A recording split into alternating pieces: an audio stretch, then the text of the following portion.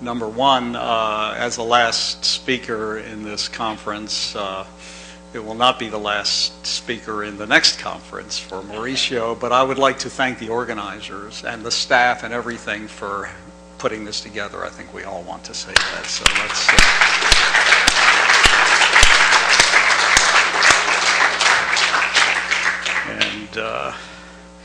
So first,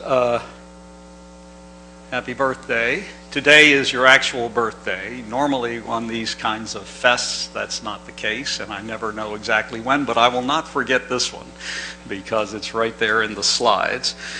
And I hope you will forgive me. First, this will not be a technical talk by and large.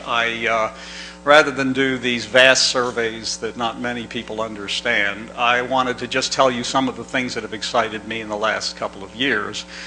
And so hopefully I won't use the whole time, which is also, I'm told, uncharacteristic for me. And so I may be given some license to talk about some personal history with Maurício and also maybe somewhat before. So I first met Maurício in 1968 at the international meeting in Berkeley, which covered almost all of mathematics that people consider interesting, not just dynamical systems, all sorts of quantum mechanics, differential geometry. Beautiful books were written in the proceedings, volumes 14, 15, and 16, I believe, and you can see what a number of luminaries were there at the time. At that meeting, I was a graduate student who had just thought I had done something. And so I gave a lecture. It was not a terribly organized lecture. And at the end, Maurício came up. He was standing next to Ken Meyer. And he said, and I was, saying things like, well, I hope this is right and all that. And he said, looks reasonable. And that gave me some encouragement. So that's when I first met him. So let me go back a little bit earlier before I met him. I was a graduate student at Berkeley between 1965 and 1969. It was a very exciting time for many, many reasons. And early on, I went to California because I had no idea what the mathematics really was at Berkeley. People told, unlike a lot of my friends now, a lot of people told me it was a very exciting place. You'll find, and there was one faculty member at the University of Maryland where I was who said, well, it's a very exciting, interesting place, but to be honest, they are the best mathematicians in the world and they may not pay attention to you. And in order to get any of their attention, you will really have to do something. And see, at that time, I wasn't worried about doing something so much. I was actually seriously playing the guitar. I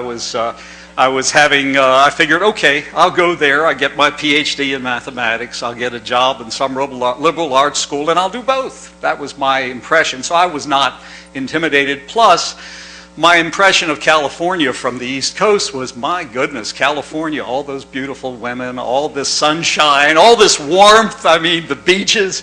I didn't know the difference between Southern California and Northern California.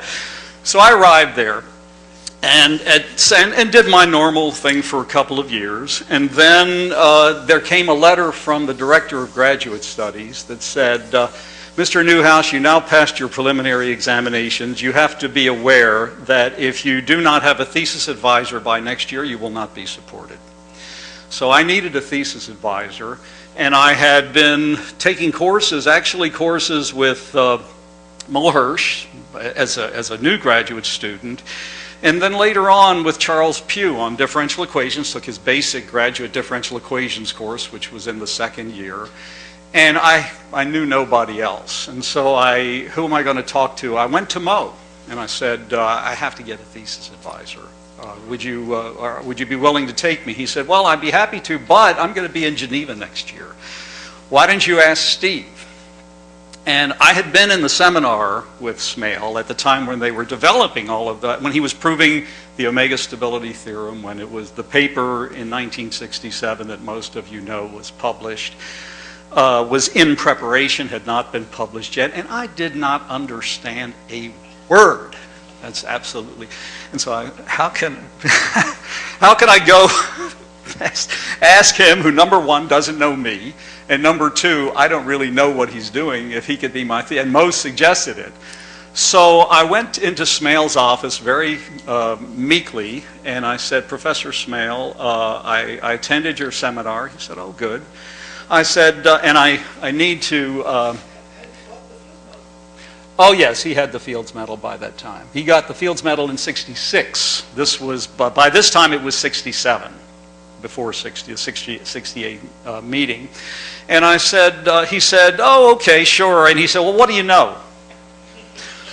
You remember this maybe. And I said, well, I went to your seminar, but to be honest, and I looked at your paper a little bit, and I sort of found it very interesting, but I really, don't know much about that. But I was in Professor Pugh's class, and he did the closing lemma at that time.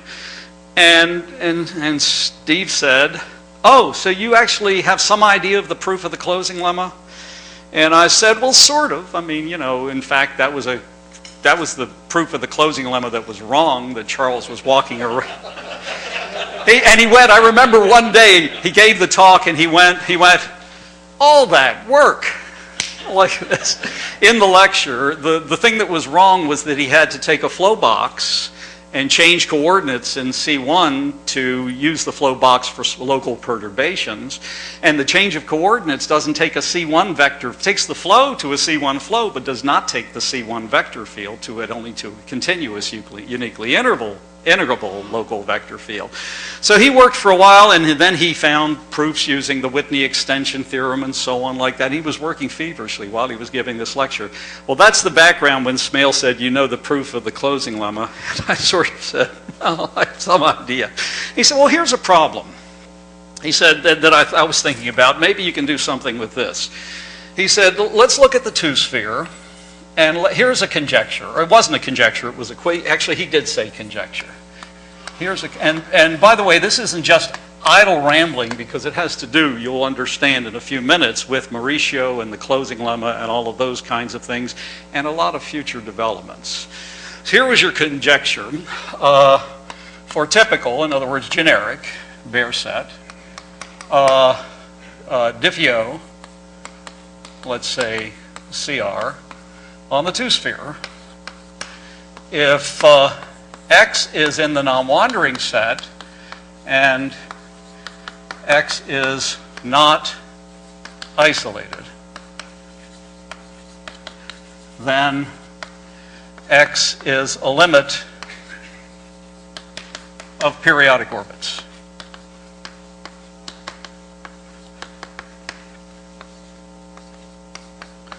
He said, why don't you go think about that for a while and then come back. And so I got excited. I had no idea about the problem and so on, and the only person I knew was Charles Pugh.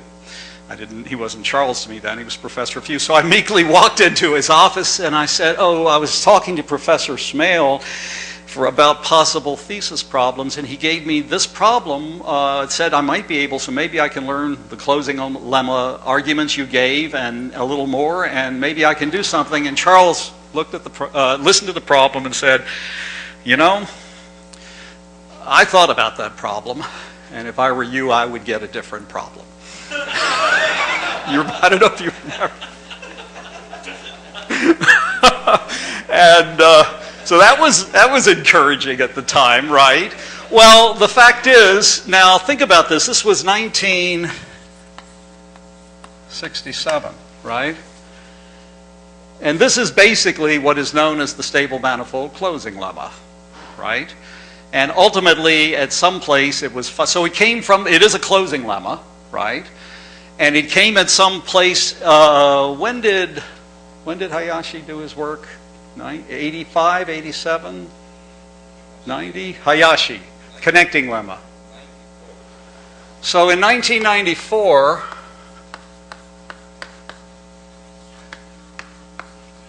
Hayashi not only proved this, but he proved the general case in any dimension.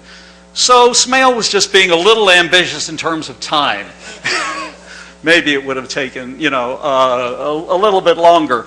But so that idea was already in his head at that time. And then since the closing lemma ideas, due to Peixoto originally, the question and so on, has led to such tremendous, with many, many other people, things as the characterization of structural stability, C1.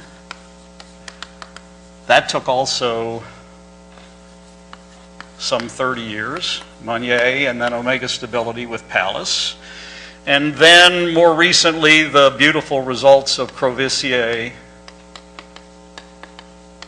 and Bonatti, and I think they're the ones who did this, that a C1 generic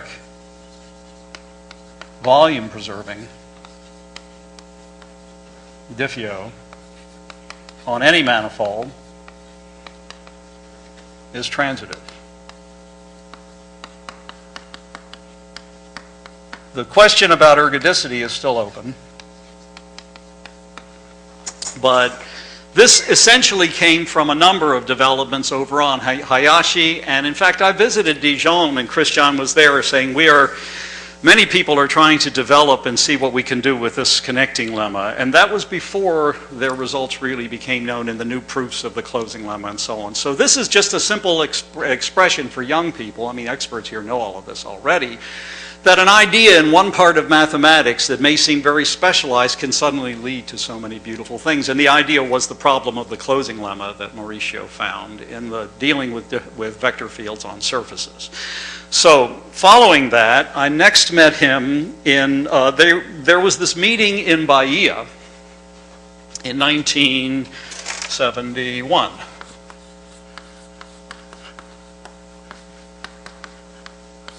Big international conference organized by Peixoto and Palis and a number of other people.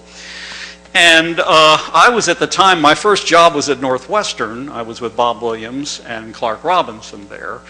And the opportunity came, I was there from 69 to 70, the opportunity came to go to Brazil for 6 months or 3 months or whatever before the meeting, and the idea was to, as it had been communicated by various people at different times, to help develop mathematics, maybe get people prepared, students prepared and so on, and just see what would happen. And I had just moved to Northwestern, and my wife had gotten a job teaching school. And so I went home and I said, do you want to go to Rio? And she said, we just got here. And, I don't want to move again. I mean, and I just got this job, and if I move, what's going to happen if I lose the job and all that? And so I basically decided I wasn't going to come. And about 2 weeks later, Maurício came through Northwestern, actually. And, hello, how are you again, and all this. And he said, so, you coming to Rio? And so I said, no, and I explained the reasons why. No, I can't. I mean, well, I could, but, I want to keep my wife happy. I want to do these kinds of things. And, and I can do what I'm doing here, more or less. And Maurício said, so, you're not interested in seeing the world. You're happy where you are and so on. And, it's going to be a lot of a nice activity. It would be a good thing for you to do. And I went home and I argued and pleaded and cajoled with my wife, and it was mainly career-oriented, right? If I don't go, what am I missing? So I decided to come to Brazil the following year with Clark Robinson for a year, and it was the best decision mathematically I ever made, absolutely. I collaborated, met all the people here. It was a very exciting time. And had Maurício not gone through Northwestern at that time, I probably wouldn't have come, and so on. So that was another story. But one other little anecdote before I get to my talk. And, pardon me? Not at that time. No, she came with me. She came with me. But the final anecdote was I was interested in learning the proofs of some of the basic things I didn't get a chance to learn when I was in graduate school. And Peixoto had written a proof of the Kupka-Smale theorem for non-compact manifolds, vector fields, and so on. And people said it was the most elegant treatment. And so I decided to ask him, well, okay, maybe you can give me Maurício, maybe you can give me some idea of the ideas of the proof, because I had tried to read Abraham and Robin, I had tried to read these other places, and believe me, it was awful. And so he said, well, let me tell you the main tools I used for that proof. I used the fact that 1 is less than 3/2 is less than 2.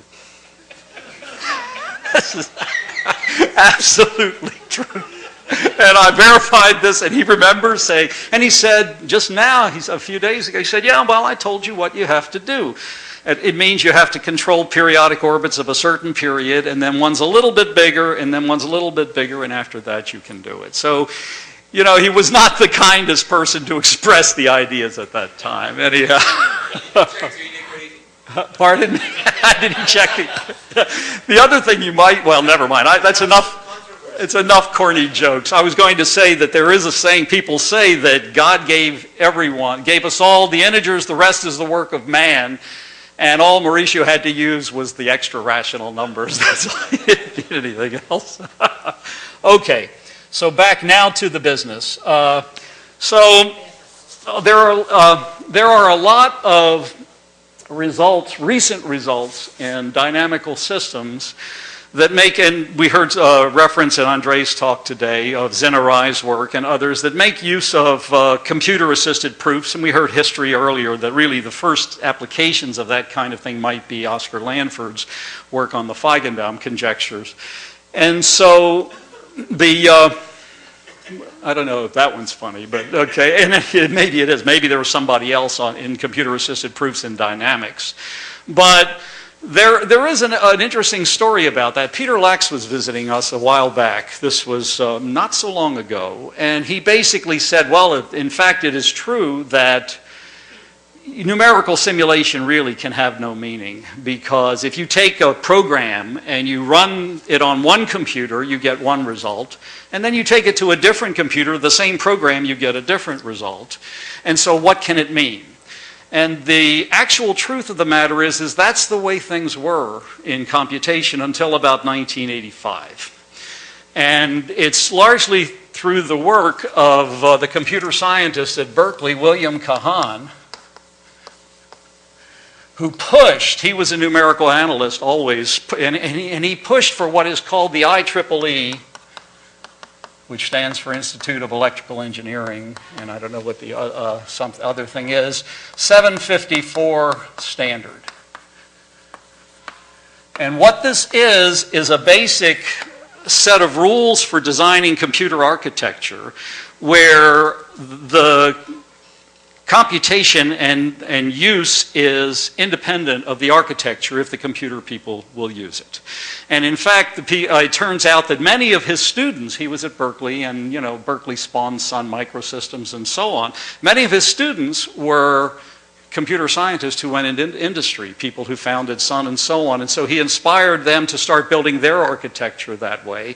He also worked at that time with the Intel 8087 processor and worked there as well. And the main thing about the IEEE standard is it normalizes, if you take the operations of plus, dot, multiplication, and divide, it normalized them so that with certain precision, and there are other things as well, but the simplest part of it is that any operation, let's let this denote a real operation between real numbers, and ultimately well, if it's real numbers, why don't I do this? And then if you compare this to the floating point numbers that you get with floating point operations, and you take the absolute value of the difference, it is less than 1 plus your machine constant, which is usually something like 2 to the minus 52. Let's make it 2 times that, so 1 plus mu, that's your thing. And then you have the same operation in either floating point or non-floating point. So I'll write it this way, in fact, without absolute value signs. So think of this, and mu is a small number. This is roughly 2 to the minus 52 is roughly 10 to the minus 16 or so. Okay, like that. So if you round to nearest, which is one option that you use in computers, you get this estimate. And once you see that and realize that, it's easy to get the estimates for the difference between computing a polynomial, say of degree d in n variables, in floating point and compare it to a polynomial normally and take the absolute value. And what you get here is something, and the x's now mean at certain points in Rn. What you get is some version of combinatorial, depending on the degree, you have some combinatorial expression which depends on n and d, like n plus d over d, and choose d or something like that. And you get the difference here is this mu. Mu is in there. The number of operations is taken care of here. And then you have the actual real absolute value. Let me call it tilde a x1 up to xn like this. And this is the polynomial obtained by replacing all the coefficients by their absolute values and all the x's by their absolute values. And so if those guys are bounded, for example, and this is this is absolutely a great thing for people who want to do any kind of analysis using these to justify it. Because what it means is if these have norm less than 1, you can get a uniform bound for all the real numbers, not just the floating point numbers, by doing polynomials on those things and use that. So that fact actually has been used now in implementations and software implementations in interval arithmetic and Taylor models that I want to tell you about now, because that's what we're actually going to use. So, okay, do we have this? I don't know how to work this. Okay, good. So the main technique, what actually happens in all of these, it took me a couple of years to even get comfortable with this, and so I'm going to explain to you in very simple terms, I think, what the main essence of computer-assisted proofs is in any context that you do that we work with. And that is you are given some semi-algebraic set, which is basically defined by polynomial inequalities and their complements, finitely many, okay, could be rational functions, let's say. And you're given, a semi-algebraic sets too, A and B in Euclidean spaces, and a semi-algebraic map, which means a map whose graph is a semi-algebraic set. Okay, so polynomials, that's good enough for us. And basically the problem is to rigorously prove that, that the image of A is contained in B. All of them are basically that. Okay, and the way you do it is you will take your semi-algebraic set. So suppose it looks something like this, and could have several components and so on. And you will cover it with boxes. And these boxes are actually going to be written in the computer, so the boxes are given by floating point coordinate edges, like that. And here's A, and here is B, let's say. And you look at the image, and the image might, it's the image of a semi-algebraic set is a semi-algebraic set under a semi-algebraic map. And you want to prove that B is contained in the image of A. So let me make it look like it really is. Okay, like that. And so what you do is you cover by boxes, and you look at the images of these boxes. And the images of these boxes you have some of them which are in here. They overlap. Well, the images, of course, are not round, but you thicken them a little bit by an enclosure. And the enclosure is given by rounding out on all of your computations that you do in floating points. You get something a little bit bigger, okay? And the question is, you have some of these boxes which you rigorously prove are inside B. For instance, their distance to the complement is a positive number that you specify in your program, and some that are not. So you have things that are known and good, and you have some other boxes. I should have used different colors. Yeah, question? Well, let me draw the picture and then answer the question. And you have some that are bad. They go like this, they might go like that, you have no idea, okay? So the ones that are good, you write a program, the ones that are good, and I'll answer Charles' question in a minute, you throw away, you don't worry about. You look at the rest. Now the rest, the problem is if your map is a polynomial and so on, is you may be looking at too crude a scale. So you refine you subdivide. You basically divide these into smaller little boxes, and you repeat the program and you check with those. And the ones that are good, you throw away because they are checked already. The ones that are not, you subdivide again. And if this process finishes in finitely many steps, what you have done is found a finite covering which your computer program absolutely produces an estimate which is inside your image. And that's what the programs do. The problem in what we're doing so far is sometimes it takes a long time for that program to work. Okay, and how you test this. Now, Charles, what was your question? Are you sure that are you computing the corners, the face? Well, the truth is, I compute. There's software. There's a library of interval arithmetic, and even more now, that's developed by some Polish people called the CapD library, which is a C++ library. And I'm going to tell you a little bit about Taylor models in a minute. Okay, so actually, Charles, what do I have, 20 minutes? 10 minutes? What do I got, more or less? Okay, all right. So this is an interval arithmetic library. And so what you do, I'll make it more explicit in a minute. What you develop software, and there are professionals who are doing this now, and in particular continuing to do it, which basically does this for you. You put the polynomial in, you have a specification of a couple of other polynomial inequalities or something, and you test. What you actually get is a rigorous enclosure of the image on a box of your polynomial. And if your box is small, you get a rigorous enclosure, the image will be smaller and so on. So it's done in software by programs that are not complicated to write, actually, but in terms of getting them to work effectively and fast and to work in dynamical systems, you have to work harder. Does that answer your question? Well, let me tell you about interval arithmetic and Taylor models so you'll see, because once you see what this is, okay, so as I said, there are basically two ways in which this is currently being done. One is called interval analysis, another is called Taylor model. This is more used in general. The Taylor models are actually developed, I should have said at the beginning, I did write it on my slide. What I'm doing as far as rigorous analysis and so on is joint work with colleagues in the physics department and some graduate students in math and physics at Michigan State. And the colleagues in the physics department, Martin Burtz and Kyoko Makino, and their students are the ones who developed the Taylor model arithmetic. And they're professional programmers, and they really have, they use it for beam physics. That's where they get in design of accelerators and so on. But they are both interested, they're more broadly interested in things and actually interested in dynamical systems questions too. But okay, so maybe this will help in what part. Let me tell you about interval arithmetic. So the idea, this goes back to Raymond Moore in the 60s, a computer scientist who used to be maybe still is at the University of Wisconsin. You basically define arithmetic on intervals in such a way, operations of plus, dot, divide, and minus, in such a way that the operation on the intervals is guaranteed to contain the operations on the points that are in each individual interval. So if you have an interval I and you have an interval j and you look at the sum, it's very easy.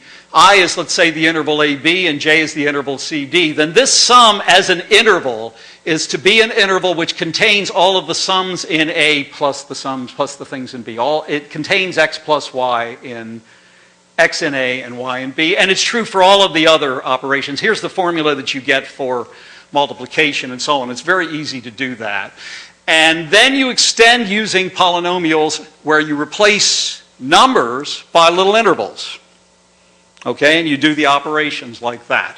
And as I said, there are, and so you can imagine if I had done this talk a little bit better, I would have given you examples, and maybe next time when I prepare it I will, where you take a polynomial, or you take this, or you take that, and you actually get the rigorous enclosure. In COSY, which is the software program that Martin and Kyoko have developed, they actually have trigonometric functions, logs and exps and 2. You don't have to do it yourself. Some people do and some people don't. And their stuff works really pretty well. So how do you test, by the way, that this is going to work? You take things that you can really compute and you see what the errors are. And that's a different talk, to really show you pictures of error estimates and so on like that, because I want to talk about dynamical systems. This has defects. One of the main defects is it gives what's called the wrapping effect, vast overestimations. If you take the difference between 0, 1 and itself, which should be the trivial interval, 0, 0, it's not. It's the interval minus 1, 1. And so as you iterate, this compounds in interval arithmetic. And this is a fact of all of these computations. And that's the difficulty. You get an error estimate, but it's 10 or 2, and what you want is 10 to the minus 3. And so on. So then you do your subdivision, and all of those you test, and all of those you test, and your program goes on and on and on, okay, as far as that goes. Let me tell you just a little bit about Taylor model arithmetic. It's more or less the same idea, except that you work with polynomials with floating point coefficients. And to my mind, Martin Burt's really was the first one to use that. There are people who say, I talk to experts in other places, that people like Lanford and Koch and Jean-Pierre Ekman did polynomials with interval coefficients. Yes, they did, with interval coefficients. And then you run into problems of the accumulation of the intervals very fast, and you have difficulties. What Martin's idea was to use floating point coefficients in your polynomials, because that's implemented in hardware and typically very fast, and then keep track using the IEEE 754 of what the errors are automatically. And that was actually a very, very important idea. So, and I'll give you an example. So, okay, you have polynomials. You define operations on polynomials with errors. And my talk, I used too much in the beginning, so I'm just going to say that's what you do. I'm not really going to talk about how you do it, and so on. Okay, like that. Let me give you one little bit of propaganda for Taylor models versus intervals in the Hainon map. So let's consider the standard Hainon map, and I'll take 4 vertices that form a quadrilateral, which is actually forward invariant. So here is the quadrilateral, which is forward invariant in the Hainon map. And you divide this into, I think they did like 3,000 or 5,000, or it doesn't look like that here, but in the actual computations, 5,000 little boxes that cover. And then they did the images. Here's the first one, here's the first image, second, third, fourth, fifth images in interval arithmetic. And you see what happens to the fifth image in interval arithmetic with boxes that are more or less like 10 to the minus 3 or something in width. They're very small. So if you really want to get an indication of what the Hainon attractor looks like, you're going to have to subdivide and let it run a lot longer.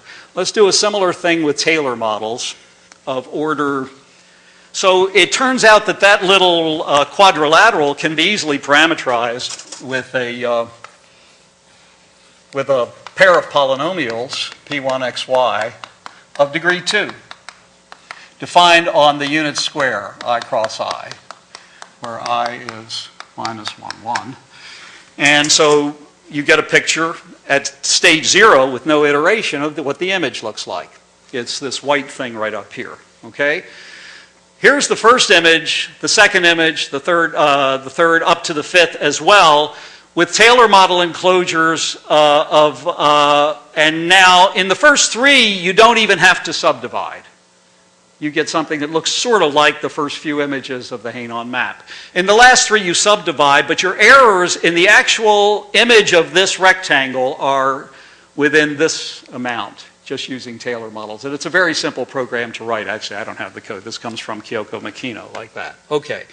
So knowing that, let's go to what I really want to talk about. I want to talk about the Lorenz system.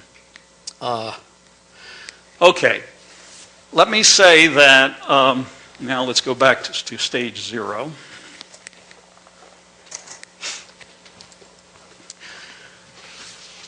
Following Warwick Tucker's proof of the existence of a Lorenz attractor of the geometric model,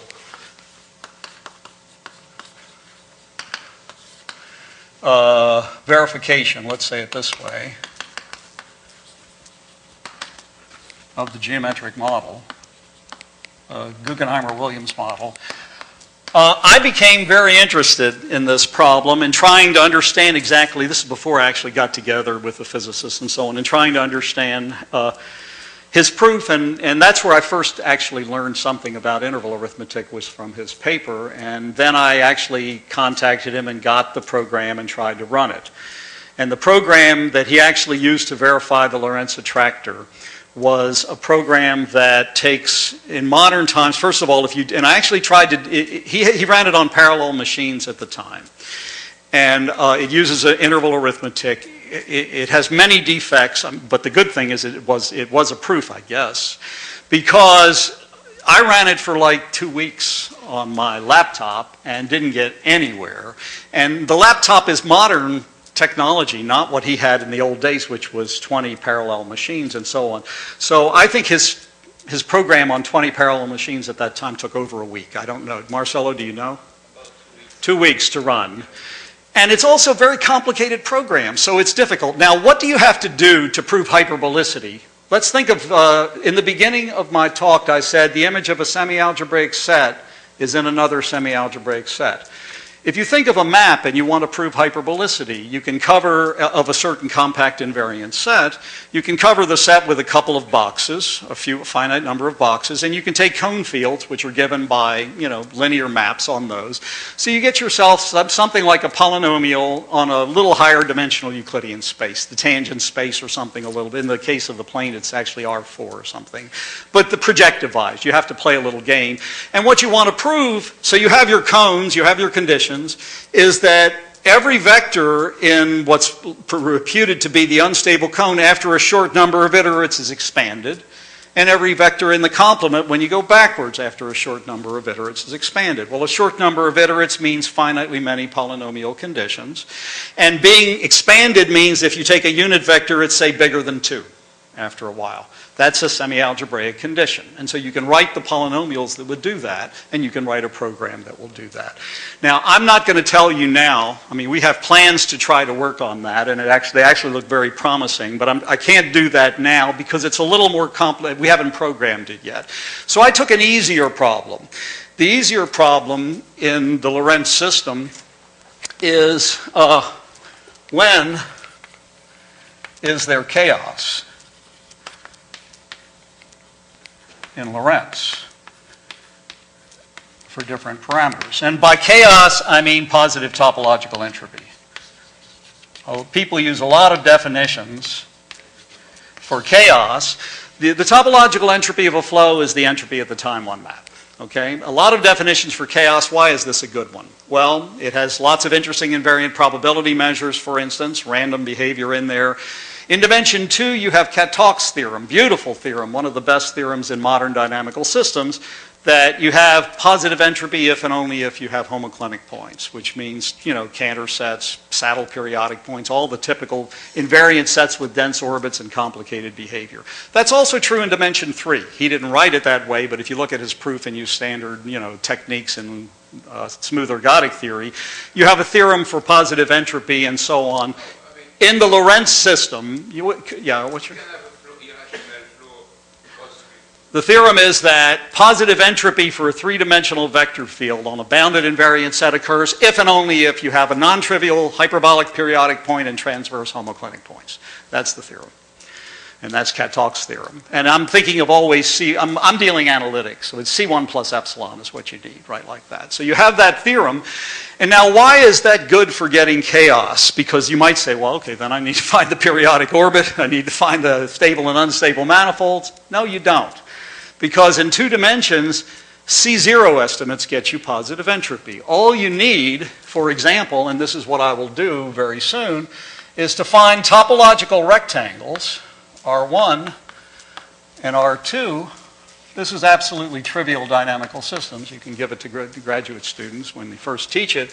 And if the image of R1 sort of looks like this, and the image of R2 sort of looks like that, sort of like the horseshoe paradigm or something like that, then there is an invariant set here that has entropy log 2 that you find, and this is F. I'll call it P now, P squared actually, like that. Okay? So that's all you have to find, and all you have to do is do a C0 estimate. And not only that, in this situation, you get that the entropy is bigger than log 2 for the invariant set for your map. Okay? Now, there are a number of other reasons why this might be nice in terms of persistence of chaos.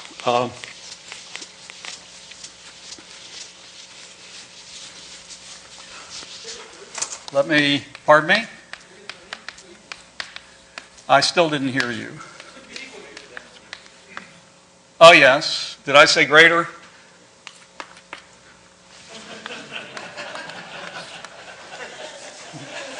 There's a reason for that. Thank you. I mean, I'm not Bob Hope, but that was really good. Okay, so most people here don't know who Bob Hope was, so okay. The point is that if you look at f going to h of f and make it for, let's use, since I'm running out of time, let's use x going to h top of x in dimension 3 is continuous. And this is for x C infinity. The theorem is that the mapping that takes a C infinity diffeomorphism of a surface to its topological entropy is a topological invariant which varies continuously in the C infinity topology. And the same is true for vector fields in dimension 3. Okay, like that.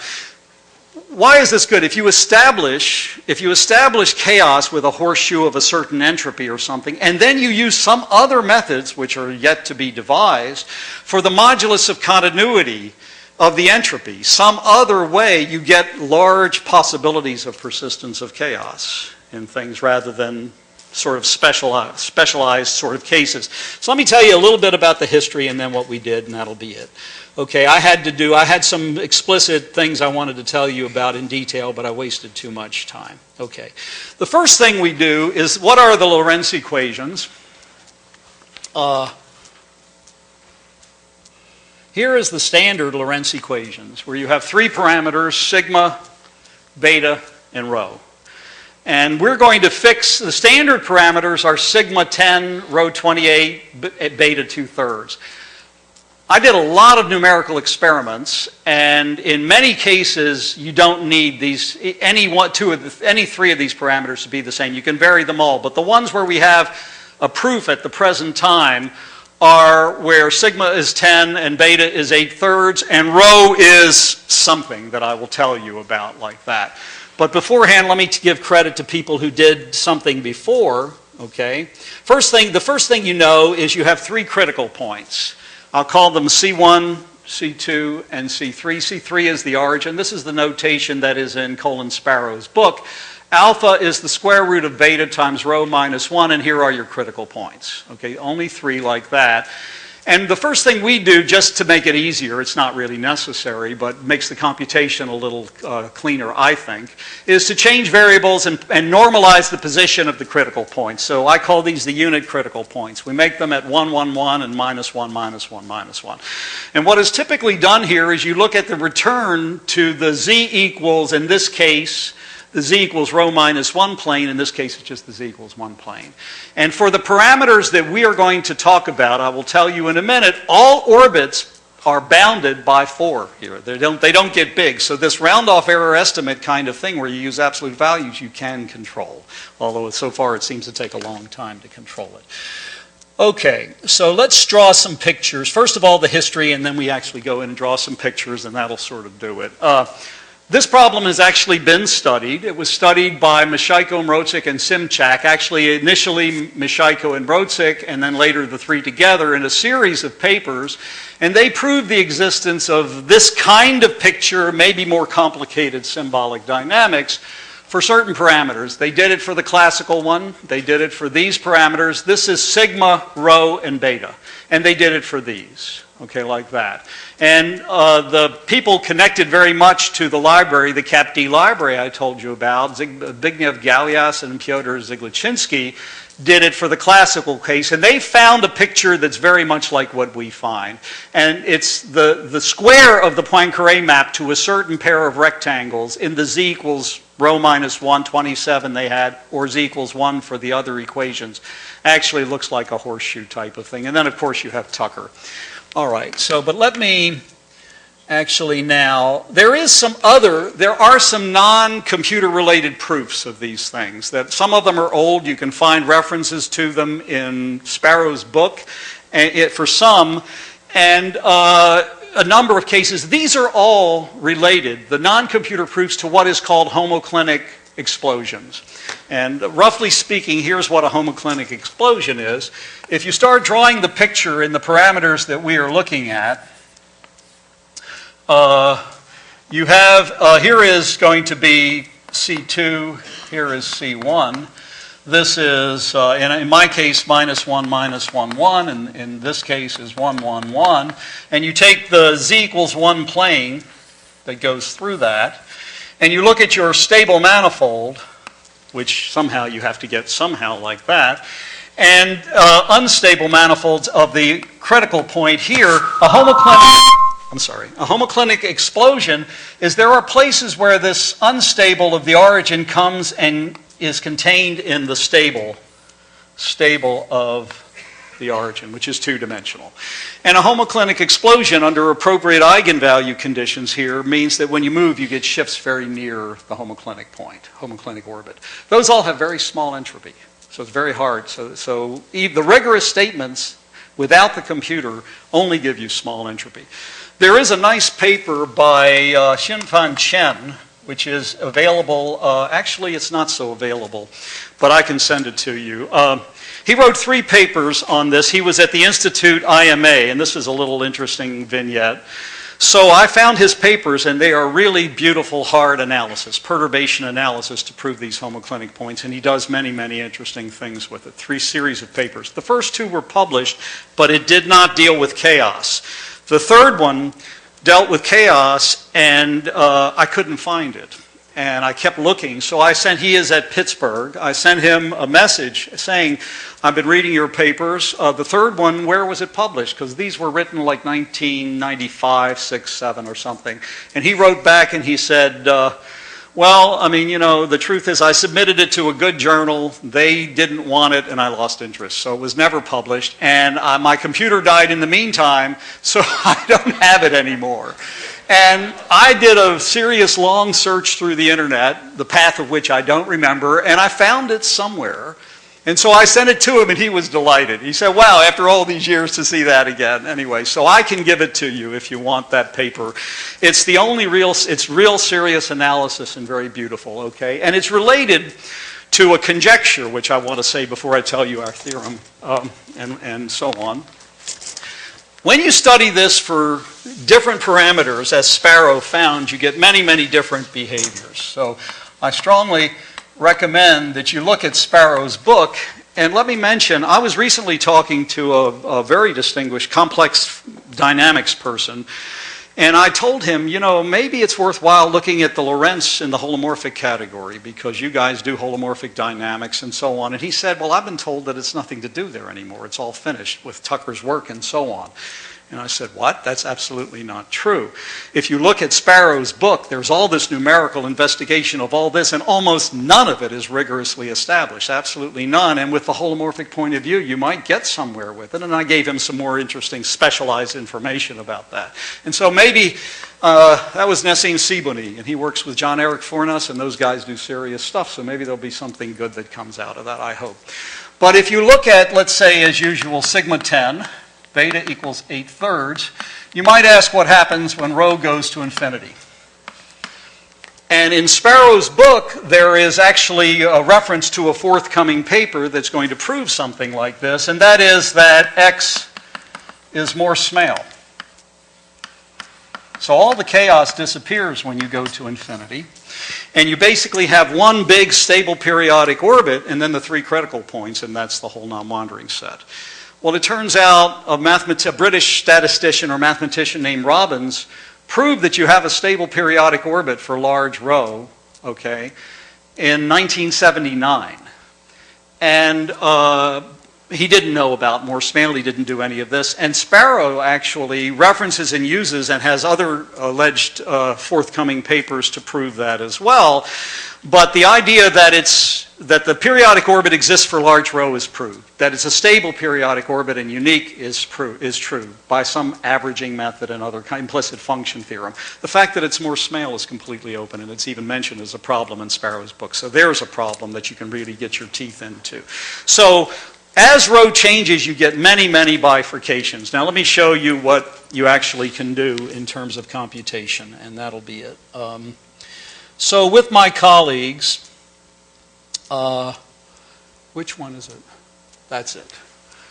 So this is rigorous treatment of what happens in the z equals 1 plane, and I think that the parameters are indicated. So let me go a little bit to the beginning of the file.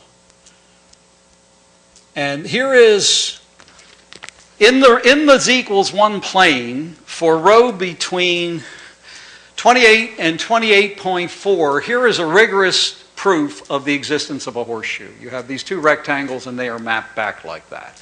Okay? Oh, the square of the Poincare map. P squared.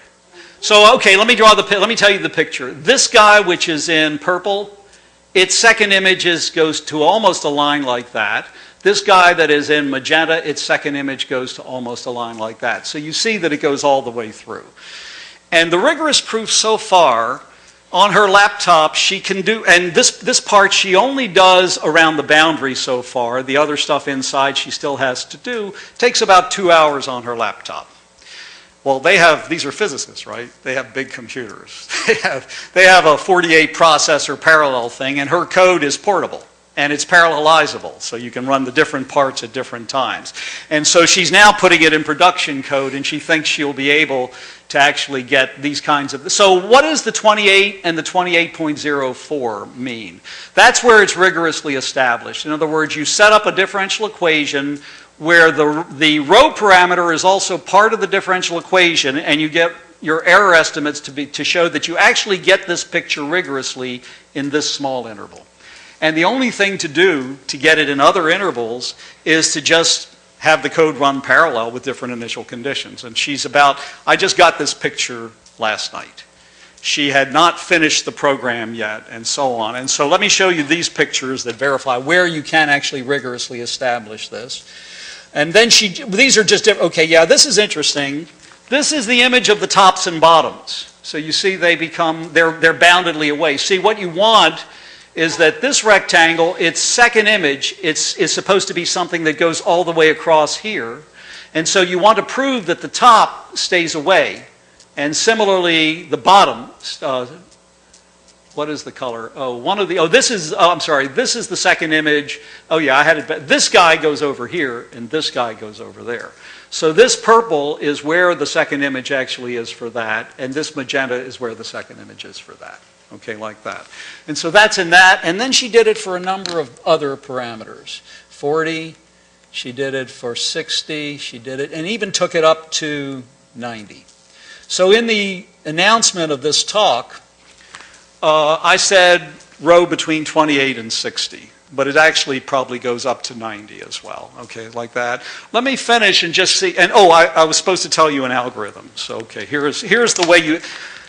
In the picture that Mishaiko and Mrosik and Simchak did, in the picture that Galius and Ziglachinsky did, they basically experimented using integrators like Runge-Kutta, found some points, and sort of then looked at the images of those points and got their rectangles. I have something a little bit better. And here is the idea, which I actually used too much time to tell you a lot of the motivation with, but I'll give you just a quick snippet of it.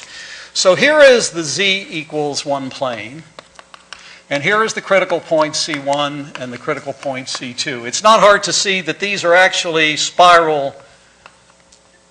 unstable spiral critical points in the parameter ranges we are talking about.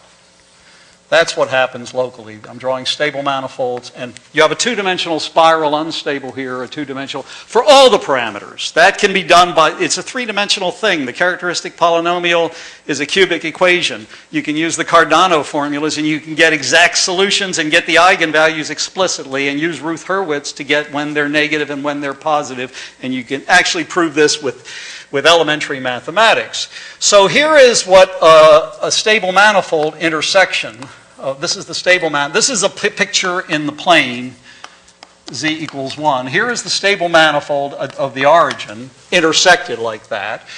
And what happens is that for rho near 28, this two-dimensional unstable, okay, has a heteroclinic orbit with this. So it actually goes across like that, and this has a heteroclinic orbit over here. So if you just look at what happens to those intersections in the z equals 1, in the square, what you see is this.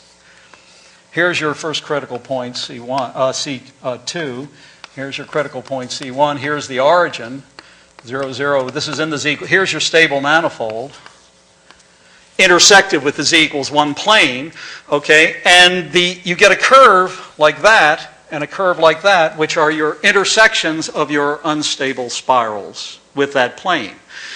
And on this side, the map is very contracting in this direction. So the image over here of the bottom of this part, say from this curve to this curve, is a slight thickening of this. And the image of the top is a slight thickening of that. Now this is a little bit of a lie, because the map from the bottom to the top isn't continuous in all the parameters. It is continuous for rows, say, around between 28 and 39. But you have a little bit of a problem near the stable manifold that I don't have time to tell you about. So it's only piecewise smooth when you actually do it like that. Well, I looked at that picture that I did with simple Runge-Kutta methods, and I said, well, what about this? Why not just take the line joining the critical points there, take this part of it here, and look at its image, its first image. So let me draw the picture. Here is C2, here is C1. Here's your stable manifold. Empirically, it does go all the way across the unit square. And let's look at this curve and take its first image, which is something like that, and then take its second image, and part of it will cover that, and the other part that comes from this side will somehow go down here. And so use this line segment, look at its first two images, and then look at parts of it that sort of map to here, and part of this that maps to here, and then connect them with lines to get a rectangle. And if you do that, and you basically write a little computer program to do that, that's how you get these pictures that they found. And then you can actually verify that it does what you want, okay, like that. Now, just to finish, because I already ran over, I'm not satisfied with this for many reasons. One is the pictures look so simple, you should be able to do something rigorous, even with maybe a Runge-Kutta or something. So you can do some error analysis, and I'll just tell you, using those kinds of ideas and some classical numerical things, that if you have a local integrator, like Runge-Kutta order 4, order 6, order 10, they have them of all orders, but I've never found one above 15. That's a little, you get an error in the local estimate when you go from time 0, t0, to time t0 plus delta t, where that, let's call it h, the time step. You get a local error of a constant times h to the r plus 1 if it's rth order. That's really the definition of rth order. And you get a global error, let's say for the time 1 map, t equals 1, which means 1 over h steps, like that, is something like, in fact it's this, it's k over L e to the TL minus 1, where k is this same constant, and then you have your h to the r. You lose one order. And you have the exponential with the Lipschitz constant. L is the Lipschitz constant. In the Lorenz here, your Lipschitz constant is essentially rho, right? So when rho is 90 or 100, you have e to the 100L here. T is 1, you have e to the 100 times t, like that. That's roughly 10 to the 43. That's what your Runge-Kutta error is. And I'm doing this when that's what's in here. And let's say k and L are 1. I mean, this one is like 1 over 100 or 1 over 60. It's rho. It's rho minus 1 or something. Pardon me? I didn't subtract anything. This is the global error, okay? And this is and this is this times, this is 1 here, and this is times h to the r. Yeah, I forgot something like that. Okay? That's your error. If this is like 10 to the minus 3, what do you need r, and t is 1, what do you need r to be like that? Like order 30. So you don't have a prayer of using a Runge-Kutta unless you get order 30, and then maybe you do have a prayer, right? And I looked and I asked people, even local computer people, can you give me a Runge-Kutta of order? I don't know how long it takes, just give me one, and I couldn't find them. By the way, there is a beautiful theory on Runge-Kutta stuff which I never knew about in the books by John Butcher, and then the books by Harrer, some German mathematicians, Vonner, and Norset. in some order. And you can look these up online or get them out of the library. There's a beautiful theory of Runge-Kutta, so-called butcher tableaus and all those where they do the ins and outs of all that, and it's very well written, and I recommend it. And you find the detailed error estimates for arbitrary Runge-Kutta this way. But the point is, to do something rigorous with a Runge-Kutta, you will need R on the order of 20 or 30. And I couldn't find any to even try on my whatever computers I have. But you have another way to get local errors, and that's Taylor series expansions, right?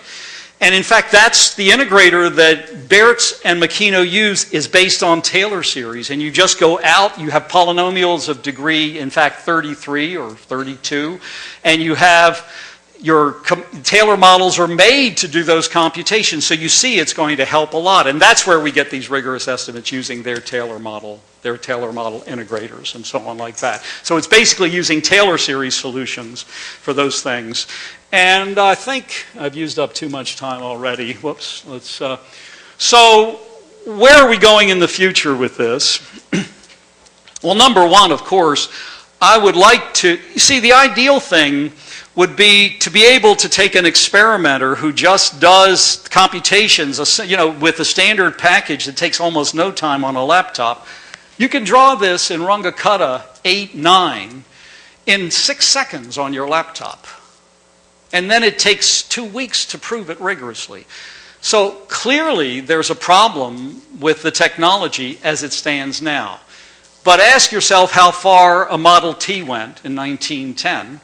Right, and compared to where a Peugeot, let's not be nationalistic, goes now. Right, we don't want to wait that long. We don't want to wait 50 or 60 years. But this subject is in its infancy. Really, it's just the beginning of people starting to look at this.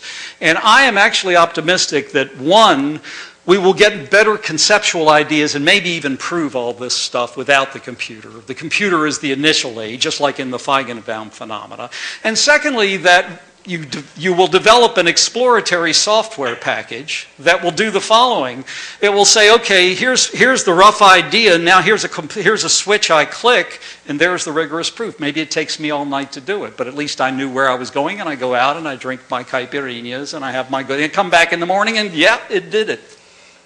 All right? So that's something that I can imagine in the future for three-dimensional differential equations. When you go up much higher, I'll leave that to other people. Okay, thanks. Sorry.